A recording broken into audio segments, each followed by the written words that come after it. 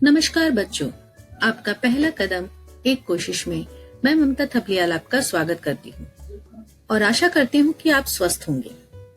आज मैं आपके लिए हिंदी व्याकरण के अंतर्गत संधि की परिभाषा और उसके भेद लेकर आई हूँ। संधि शब्द का अर्थ है मेल या कहें जोड़। वर्णों के परस्पर मेल से जो विकार या परिवर्तन होता है वह संधि कहलाता है। साधारण शब्दों में बताऊं तो दो ध्वनियों को जब हम पास पास रखते हैं और उसके कारण उनके जो मेल से जो विकार यानी कि बदलाव आता है वही संधि कहलाता है। अगर मैं एक साधारण सा उदाहरण देकर आपको समझाऊं कि रेलगाड़ी के दो डिब्बों को जब जोड़ा जाता है, पहले डिब्बे का अंतिम भाग और दूसरे डिब्बे का पहला भाग यानी कि आगे का हिस्सा जब जोड़ा जाता है तब रेलगाड़ी पूर्ण होती है। ठीक उसी प्रकार जब दो शब्दों को पास पास रख के और एक साथ बोला जाता है तो उनमें जो विकार उत्पन्न होता है, उनमें जो बदलाव आता है, जो बोलने में बदलाव आता है वही संधि कहलाता है। आइए उदाहरणों के साथ मैं आपको समझाती हूँ। भानु, भानु अर्थात सूर्य, जमा उदय, उदय मतलब निकलना। भानु उदय, जब हमने इन दोनों शब्दों को साथ साथ बोला, भानुदय भानुदय भानुदय भानुदय, तो क्या विकार आया? छोटा ऊ जो है वो बड़े ऊ में परिवर्तित हो गया और एक नया शब्द जो हमें मिला भानुदय अर्थात सूर्य का उदय होना। दूसरा उदाहरण है देव जमा इंद्र। देव अर्थात कोई भी देवता, इंद्र देवों में सर्वश्रेष्ठ, देवेंद्र। जब हमने देव और इंद्र को मिलाया तो वो क्या बन गया? देवेंद्र। देवेंद्र का अर्थ भी होता है इंद्र, लेकिन उनके लिए हम एक और चीज भी बोलते हैं। देवों में सर्वश्रेष्ठ कौन कहलाते हैं? इंद्र। उन्हें देवेंद्र भी कहा जाता है। सम तोष, सम मतलब समान, तोष मतलब प्राप्ति, अर्थात जो हमें प्राप्त हुआ है उसी में हम संतुष्ट हो जाते हैं, उसी को कहते हैं संतोष। तो यहाँ पर इन सभी में जो विकार आया है उसी विकारों के बारे में और विस्तार से मैं अपने आगे वाले पाठ में आपको समझाऊंगी। इस चित्र को देखिए। जी हाँ, यह बर्फ का चित्र है जिसे हिम भी कहा जाता है।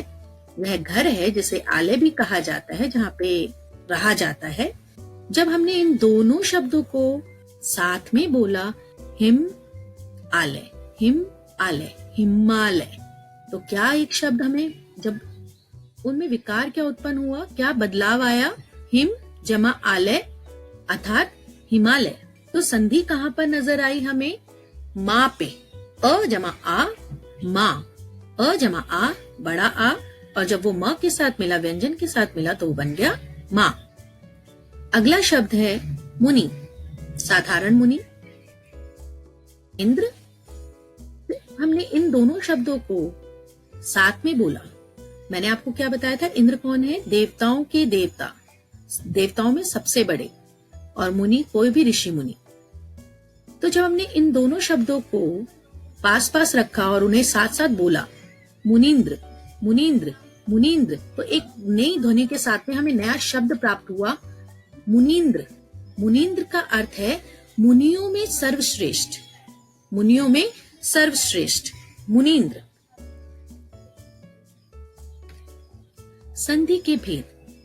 संधि के तीन भेद हैं, तीन मुख्य तौर पर उसके प्रकार हैं। स्वर संधि, स्वर संधि के अंतर्गत सिर्फ स्वरों का मेल होता है। ध्यान रखिएगा, याद रखिएगा, स्वर संधि के अंदर स्वरों का ही मेल कराया जाता है।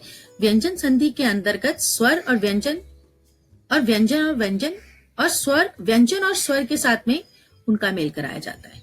तो व्यंजन संधि के अंदर स्वर और व्यंजन दोनों का मेल होता है। स्वर संधि के अंदर केवल स्वरों का ही मेल होता है।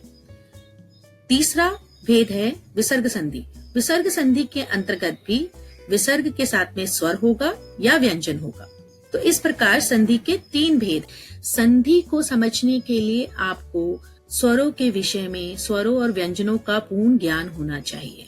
स्वर कितने प्रकार के हैं, व्यंजन कितने प्रकार के हैं, और वर्णमाला का क्रम आना आपको बहुत जरूरी है।